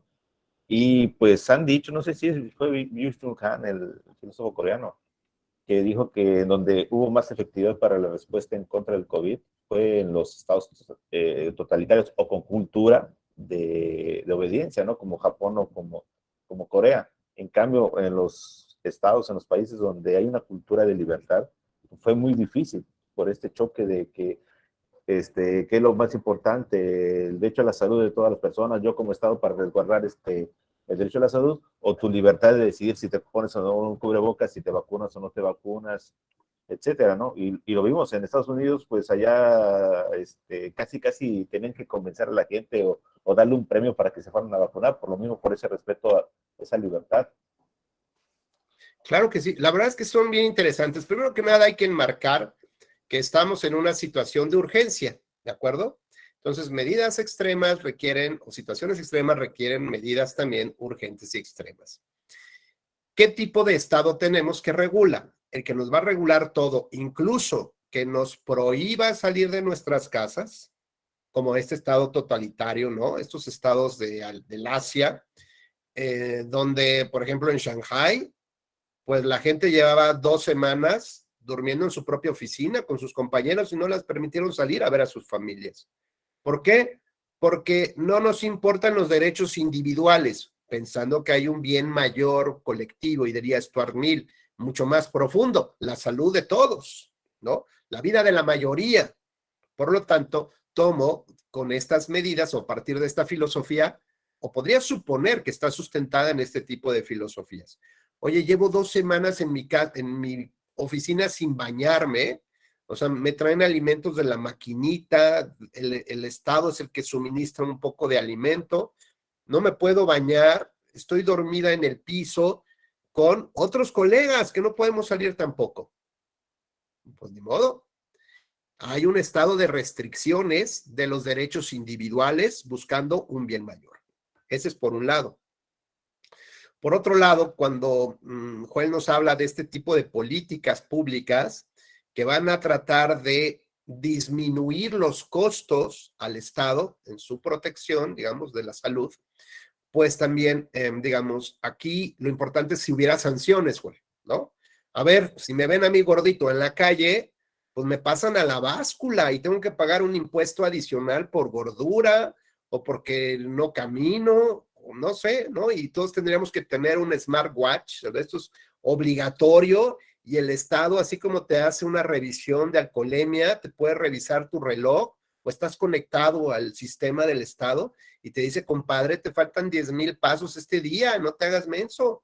Y dale, porque si no voy por ti el fin de semana y te pongo a hacer el triple y te meto ahí con los soldados para que hagas ejercicio. A ver, podrían ser, o sea, no descartamos tipos de medidas que pueden ser. Por ejemplo, hemos visto casos dramáticos donde se han tomado decisiones de mortandad, como puede ser China, cuando estos 2 países estaban unidos, Checoslovaquia, por ejemplo, representaba la muerte temprana, fíjense bien, la muerte temprana de una persona representaba un ahorro de $12,000 cuando hubiera llegado a edad adulta y que tenía que pagarle, pues, hospitalización o pagarle, ¿cómo se llama? Una lana de, ya para no trabajar, ¿no? Una cosa así.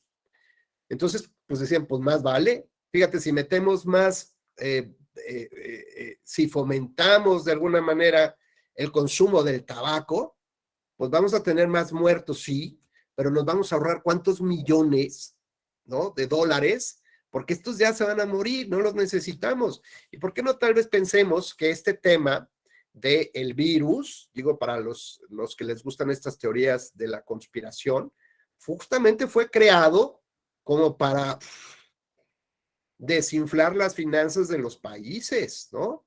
A ver, en México han muerto, cifras del gobierno, desde hace 2 años, 725,000 personas.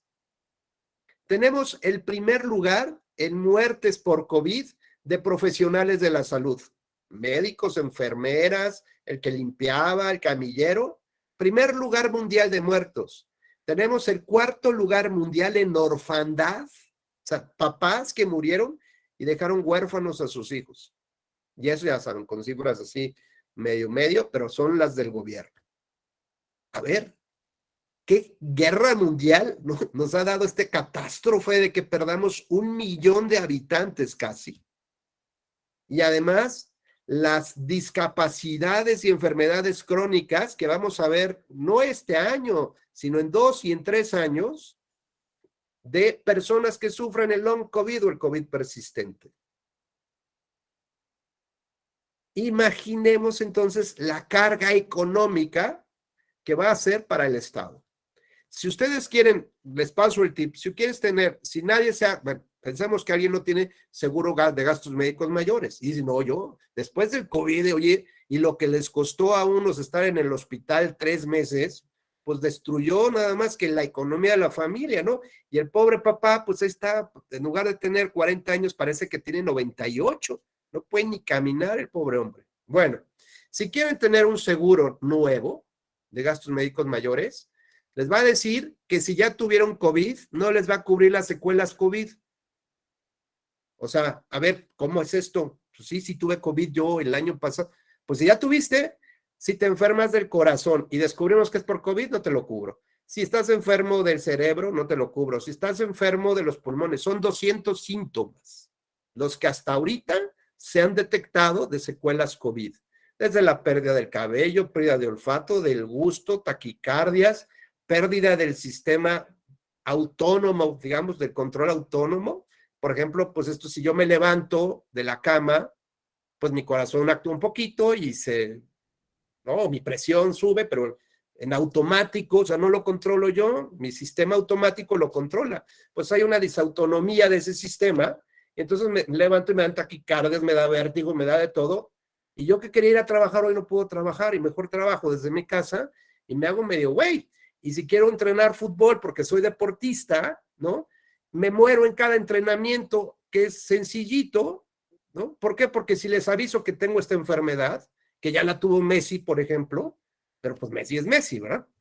Pero si yo, que no soy Messi, les digo a mis entrenadores que tengo esta enfermedad, me sientan en la banca y ya nadie me va a contratar. Entonces prefiero morirme en la cancha, a esos niveles estamos. Cantantes, cirujanos, profesores, y muchos de nosotros ni siquiera sabemos que eso es lo que tenemos. Pues yo me siento más cansado, yo en lo particular, me siento más cansado que antes del COVID. No sé, me canso ahora más y me pueden decir que porque no hago ejercicio, porque estoy gordito, por lo que quieran. Pero el chiste es que, o sea, hace 3 meses, como el caso de Marcos, ¿qué diferencia hay de mí de hace 3 meses de ahorita? Pues no lo sé, pero creo que sigue siendo el mismo, pero ya mi vida ya no puede ser igual. Y muchas personas ni siquiera sabemos que tenemos eso, y a muchos de nosotros apenas nos van a brincar los síntomas, y a muchos de nosotros pues nos da pena también, pues, señalar que tenemos esta enfermedad, ¿no? Nos volteamos para ver si desaparece el oso que tenemos ahí en el cuarto, y ya cierro los ojos y va a desaparecer, pero no desaparece. Y abro los ojos, de ahí está, y entonces mejor me hago guaje y me ocupo de mis cosas pensando que solito se va a ir el problema. Y eso no va a pasar. Y si no hay registros, si no hay estudios, si no hay nada de esto, pues entonces imaginemos hacia dónde vamos. Y un poco en esta idea con Joel, y lo que platicaba Roberto, a ver, parecería, por ejemplo, que estas políticas de restricción de derechos individuales, o sea, del utilitarismo de Bentham, pero ya matizado con Stuart Mill, buscando la mayor protección de los derechos, la mayor felicidad, que es la vida y la salud, pues emitimos una serie de medidas restrictivas como la tortura, como por ejemplo la suspensión del tránsito, como porque no puedas salir de tu casa, y si sales de tu casa te meto a la cárcel, ¿no? Si sales de la oficina te meto a la cárcel o te doy una paliza y te vuelvo a regresar para que no tengas duda de que no puedes salir y que hay normas que deben de cumplirse, porque soy el estado regulador de todo esto y de la vida de ustedes, y su vida individual me viene valiendo 2 puras de una con sal, pensando en el bien mayor, obviamente, ¿no? Que cada quien tiene que sacrificarse, por supuesto, por este bien mayor, por alcanzar esta felicidad profunda y permanente. El asunto, Roberto, es que vamos a seguir enfermándonos, o más o menos, te diría yo, según los estudios, vamos a seguir utilizando vacunas todavía durante 2 años. Vamos en una 5ª variación del virus. En México, en Europa están en la 7ª y en África están en la 8ª o la 9ª. Y cada vez el virus es más contagioso, es más fuerte que el anterior y tan letal como el primero. Entonces, si la idea era determinar el virus, o sea, digamos como esto de, pues ya, se fue el virus, ya no hubo ningún problema, se murieron unos, ¿no? Restringimos derechos de otros, ya liberamos las fronteras, ya podemos viajar a Argentina, a Inglaterra, pues está bien, se acabó el virus. El problema, como hemos visto, Roberto, pues es que no acaba el virus. ¿no? Y entonces, ¿estas medidas tuvieron éxito? O sea, no van a tener. Esta restricción de derechos fundamentales tuvo éxito, pues temporalmente, en apariencia, porque en cuanto llegue alguien que viaje a Estados Unidos o a México, que venga a Cancún, ¿no? Pues además del COVID se va a llevar la del mono también. Y entonces va a ser una reinfección o otra infección de otras cosas. Y saltan temas ahora más complicados como esta hepatitis brutal que tuvieron muchos niños en el mundo y que casi todos estaban relacionados con el COVID, con no haber sido vacunados. México hasta el día de ayer ya salió por fin el registro, ya te puedes registrar para obtener la vacuna en la población infantil, ¿no? De 5 a 11 años. Ya llevamos 2 años de pandemia. ¿Cuántos niños no se han infectado? Bueno, aunque las autoridades digan que los niños no se infectan, ¿no? Y que con Vaporrub se curan, pues a lo mejor no sabemos lo que va a pasar en nuestra población infantil en 1 año o en 2 años. ¿Cuántos problemas crónicos de enfermos del corazón tendremos? El COVID lo que hace en el cerebro, si lo ataca, es que te reduce un 10% la masa encefálica, que te deja sin posibilidad de procesar datos, te afecta tu capacidad de almacenamiento de información y de lenguaje. Y niños que apenas están aprendiendo. ¿Qué va a pasar con esa población infantil? Con esas futuras generaciones a las que les estamos dejando la chamba de reestructurar todo el mundo, ¿no? La ecología, la democracia, los partidos. Ellos serán los responsables de todo esto. Bueno, pues eso lo que tenemos que ver es que, a ver, tampoco ser Estado está fácil, ¿no? O sea, necesitas mucha información, pero imaginemos que nosotros somos la sociedad que le exige al Estado tener estas disposiciones, estas reglas. Somos esta sociedad que promueve amparos para que nos vacunen a los niños. Somos estas sociedades de comunidad que exigimos la despenalización del aborto o no. Somos esta sociedad que acude a los tribunales para lograr obtener sentencias que respeten los derechos individuales o no. O sea, a ver, porque puedo tener un tribunal que me diga, sí, soy un tribunal totalmente libertario y dejemos que Yasmín ocupe su cubrebocas o no. Es su plena libertad de ello. O a lo mejor tenemos otro tribunal que diga lo contrario, no, tienes que usarlo y es obligatorio, y si no lo ocupas, entonces el Estado tiene el permiso para someterte por la fuerza, incluso, y hasta darte una paliza de regalo, ¿no? De premio por andarlo. Y o llevarte a la cárcel 3 días o 4 días. O sea, las leyes que no cumples tienen sanciones. Entonces, cuando no utilizamos el pensamiento crítico, pues pensemos eso. Solamente somos un rebaño que algún pastor queremos que nos lleve por buen lugar, ¿no? Y por eso cuando el pastor la riega, uf, ¿no? Hacemos todo, ¿cómo es posible? Pues sí, pero si no somos una sociedad crítica, que no somos una sociedad reflexiva sobre estos temas, pues entonces nos iremos, por ejemplo, con la posverdad. Y entonces en lugar de vacunarnos, ahora le vamos a hacer caso a los antivacunas, ¿no? O lo que vamos a hacerle caso a, pues, que puede ser, yo no digo que no, ¿verdad? Pero a ver si ya está demostrado que las personas que se murieron fueron, o sea, que hay más personas muertas por no usar vacunas que personas muertas por usar vacunas. Y entonces esto de la posverdad, esto de los memes, por ejemplo, que nos van dando una percepción diferente de la vida y actuamos en función de esa vida, pues entonces nos vamos a llevar a topar, ¿no? Con la pared y pues menos vamos a pensar realmente lo que tenemos que hacer y nos vamos a olvidar de los datos objetivos y duros. Como pasaron las elecciones en Estados Unidos y como van a pasar seguramente las elecciones del 24 también en México. Hasta este punto, y ya para ir concluyendo, ¿alguien tiene alguna duda, inquietud? Diana, creo que hace ratito querías, pediste la voz. No, ya con las participaciones de mis compañeros ha quedado claro, y de usted, doctor. Le agradezco. Ah, bueno, gracias. Bueno, pues hasta aquí todo más o menos va bien. ¿Sí? Perfecto. Bueno, rápidamente quiero ponerles a ver si alcanzo, quiero ponerles un pequeño video que no tiene mucho que ver, pero van a ver que luego que sí. Déjenme ver. Y me dicen con su mano si se escucha, por favor.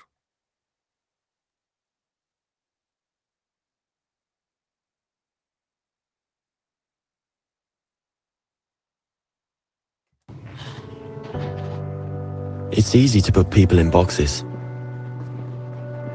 There's us, and there's them. The high earners, and those just getting by. Those we trust, and those we try to avoid. There's the new Danes, and those who've always been here. The people from the countryside, and those who've never seen a cow.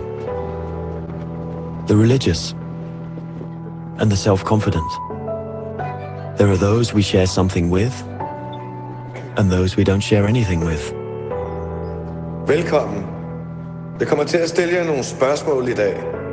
Nogle af dem kan godt være lidt personlige, men jeg håber, I vil svare ærligt på dem. Hvem herinde i rummet var klassens klovn?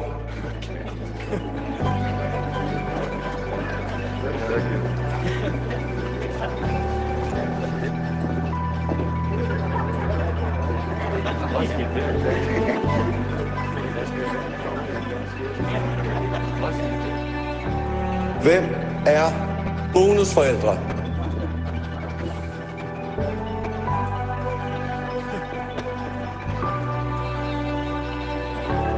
And then suddenly, there's us.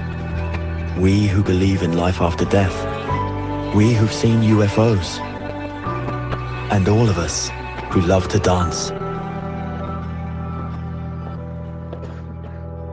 We who've been bullied.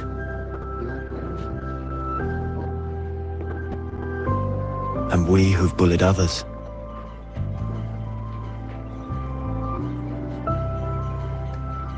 And then there's us, the lucky ones who've had sex this past week. We who are broken-hearted. We who are madly in love. We who feel lonely.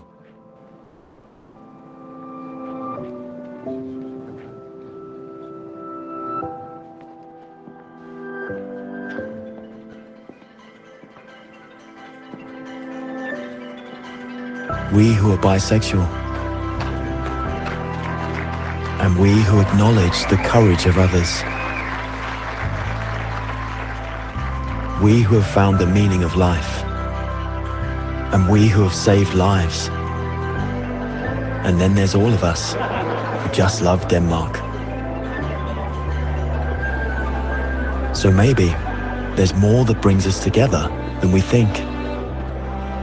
TV2 Denmark. All that we share. Soy Elder Ávila.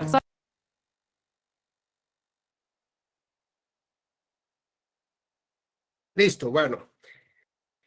¿Por qué es importante este video para mí? Que lo vean, porque tenemos la capacidad de desclasificarnos, ¿no? Estamos metidos nosotros mismos en clústeres, como estos nuevos fraccionamientos. Vives en el clúster 222 y no sabes quién vive en el 23. Y entonces a veces pensamos que eso le corresponde a los abogados. A veces pensamos que eso es de los médicos. A veces pensamos que ni siquiera tenemos derecho a sentarnos en esa silla. ¿Por qué? Porque esa silla pues debe ser para otra persona que tenga otra calidad, que tenga otra visión, que tenga otra economía, que tenga otra clase social. Y yo no creo que tengo derecho a estar ahí. Mejor me quedo parado y en un rincón. Entonces vean cómo nosotros mismos tenemos este problema de estar dentro de una categoría determinada como tal, cuando, como bien dice el video, tenemos tantas cosas en común, ¿no? Que no debemos de, seguir este juego de las diferencias, que lo único que nos hace es estar dan dos segmentos completamente distintos, cuando en realidad todos compartimos tantas cosas. ¿Y esto qué implica? Que yo sí tengo la capacidad para reflexionar, ¿no?, sobre los temas que me están presentando, se están presentando en mi vida diaria. No, es que solamente es para los abogados, no, es que solamente son los políticos, es que solo son los diputados, no. Tenemos más cosas en común de las que creemos y lo que primero que tenemos que analizar es, en una reflexión interna, ¿por qué? A ver, ¿yo dónde me encuentro? ¿En cuál rubro me encasillo yo que no me permite avanzar hacia otras cosas? Y la segunda razón es, ¿por qué me encasillé o por qué me encasillaron? Y nunca me he dado cuenta, ¿no? Hay otro video muy padre que es de una maestra que les dice a los niños de 5 a 7 años que dibujen a un piloto aviador, a un cirujano y a un bombero, ¿no? Y que les pongan nombre. ¿Y qué creen? Todos ponen nombres de hombre. Y luego les dice que si quieren conocer a estos superhéroes, les dicen, claro que sí. Llegan al salón, ¿no? Y con su casco de piloto, el bombero, la cirujana, y todas son mujeres. Entonces, los niños se sorprenden, pues porque en su concepción, esos puestos solamente lo pueden tener los hombres. Es decir, ya hay una especie de clasificación y tienen 5 o 7 añitos, ¿no?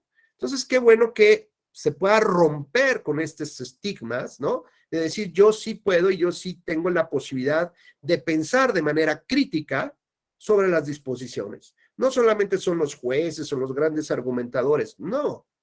Entonces, tenemos que ver primero que nada en esta autorreflexión, en esta introspección, si ustedes se han sentido, digamos, encasillados en lo personal, ¿no?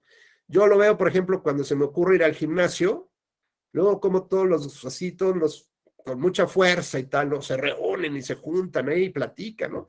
Es decir, ellos se clasifican solitos y yo me clasifico ahí pues con los que apenas estamos iniciando, ¿no?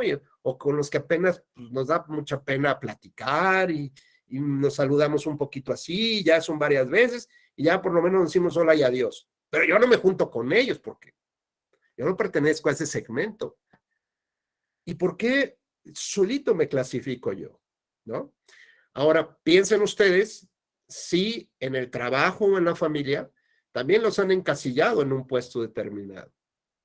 Porque si eso es así, eso se llama violencia, eso se llama discriminación. Y pensemos también si nosotros hemos hecho lo mismo de manera también inconsciente, porque no queremos hacer daño en particular a nadie, pero a ver, él es el tontito del grupo, el que mejor no hable, ¿no? O sea, tú al final. O este es el trabajo que voy a estudiar hasta el final porque es un desastre, ¿no? O porque es mujer, o porque es hombre, o porque tiene cierta apariencia, color de piel, o por sus ojos, entonces me impacta y yo le creo todo lo que me dice. Entonces veamos también si nosotros estamos generando este tipo de acciones, o no las están generando en esta discriminación. Cuando reflexionamos esto, eso es el pensamiento crítico. Eso es no simplemente seguir a la borregada y pues es que ya sabes que aquí trabajan diferente y actúan diferente. Eso es el pensamiento crítico y entonces nos da la posibilidad de entender cuáles serían todo este conjunto de normas que ya están emitidas o que nos harían falta para poder entender justamente de qué va la discriminación y la igualdad de oportunidades justamente ¿para qué? Pues para combatir estas causas o estos orígenes de las situaciones por las que está atravesando este país. Este es un ejemplo de lo que podemos hacer todos los días. ¿Y cómo? Bueno, pues empezando por nuestra propia causa, ¿no? Pensando nosotros en dónde nos hemos clasificado y en segundo lugar, ¿por qué nos hemos puesto en ese lugar? O alguien nos puso en ese lugar, pues es el momento entonces de dar el siguiente paso y cruzar la línea. Porque, insisto, hay más cosas que nos unen y por lo pronto lo que ustedes puedan razonar en este pensamiento crítico sobre los temas que pasan en el país van a darnos la pauta del tipo de leyes o la redacción de las leyes o la reconstrucción de las reglas legales para darnos una mejor manera de sobrellevar este tránsito justamente hacia la democracia como tal. Pues, queridas compañeras y compañeros, hasta aquí terminaría mi intervención del día de hoy. No sé si hay alguna pregunta, alguna queja, con mucho gusto la recibimos en el buzón. Y pues si no hubiera algún tema, no veo que alguien alce la mano. No. Bueno, pues ya conocen mi contacto. Mi correo electrónico es ruben.becerra.r@te de tribunalelectoral.gov de gobierno.mx, y en mi red social en Twitter es @Rubén Becerra RB de Victoria. Rubén Becerra RB de Victoria en Twitter, pues ahí también me pueden encontrar por cualquier tema que quisieran compartir, estudios, videos, documentos. Finalmente lo que buscamos en esa red es hacer comunidad de pensamiento crítico, de debate, de información seria, pues para precisamente tratar de democratizar un poco, si se quiere ver, pues el conocimiento y que le lleguen a más personas de lo que no solamente platicamos aquí, sino de las reflexiones que también ustedes pudieran aportar, pues serían muy bienvenidas. Y pues nuevamente les agradezco de verdad que hayan tenido la gentileza de participar. Sus opiniones son muy valientes. Sé que a muchos les nos cuesta trabajo cruzar esa línea de la participación, pero ustedes lo hicieron. Me encanta que lo hagan porque finalmente hay una retroalimentación, nos da oportunidad de conocernos entre todos. Y para mí, bueno, la verdad es que ha sido unos módulos totalmente exitosos. Yo me siento muy contento, sobre todo por esta participación de ustedes. Y bueno, pues como dicen por ahí, si les gustó la clase, pues les pediría que le pongan una palomita, un like ahí en las redes sociales o en donde tengan que ponerla, o si no, bueno, de todas maneras, para que, digamos, esta retroalimentación me ayude a ya no poner tantas, ¿cómo se llama? Tantos casos y a lo mejor hacer un poco más teórico y ya, ¿no? Pues que tengan muy bonito día, que tengan buen provecho y mejor tarde. Y estoy seguro que nos vemos a la vuelta.